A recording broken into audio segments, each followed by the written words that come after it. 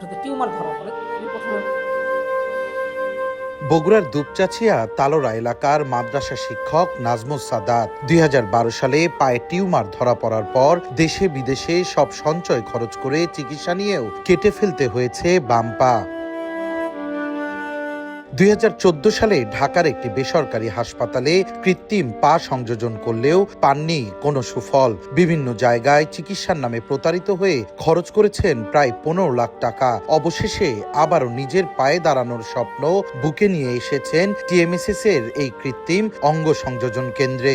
পায়ের মাপ দিলাম আর্টিফিশিয়াল পায়ের জন্য, এবং আমি এনাদের ব্যবহার, এনাদের কাজকর্ম এবং এনাদের যা কিছু আমাকে দেখাইছে আর কি, তার ব্যাপারে আমি সন্তুষ্ট। মেডিকেলে ওখানে পা কাটছি, কাটার পর আপনার পরে তো এখানে যোগাযোগ করলাম একজনের মাধ্যমে, পরে যোগাযোগ করলাম পরে আল্লাহ তালা পাওয়ার ব্যবস্থা করে দিল।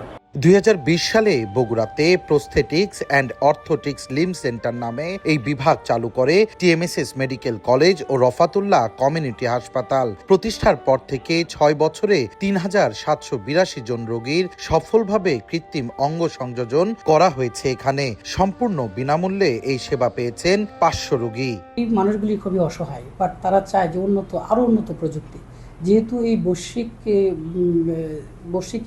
দিন দিন প্রযুক্তির উন্নতি হচ্ছে, আমরা রোবোটিকের দিকে যেতে চাই। বিস্ময়কর সফলতা হলো বগুড়াতে এই বিভাগেই অত্যাধুনিক প্রযুক্তিতে এখন তৈরি হচ্ছে এই কৃত্রিম হাত পা। জার্মানি, ভারত ও চায়না থেকে কাঁচামাল আমদানি করে রোগীদের চাহিদা ও সামর্থ্য অনুযায়ী কৃত্রিম হাত সংযোজন করা হচ্ছে। প্রসেসটি টোটালি স্মুথিং একটা ব্যাপারে আনি, যাতে পেশেন্ট যখন পড়বে তার যাতে কোনো প্রকারের আঁশ বা কোনো প্রবলেম না হয়। নিজেদের এলাকায় এমন অত্যাধুনিক চিকিৎসা পেয়ে খুশি সাধারণ রোগী ও তাদের স্বজনরা।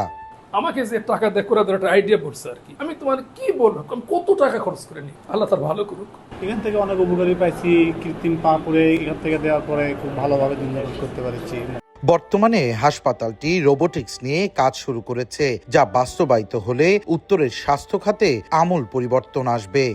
পূর্বেকার তার আগমন আর পরে সেরে গিয়ে একটা হাসি দিয়ে যখন যায় তখন এত ভালো লাগে, এবং আমি মনে করি এগুলোই হলো প্রকৃত সেবা।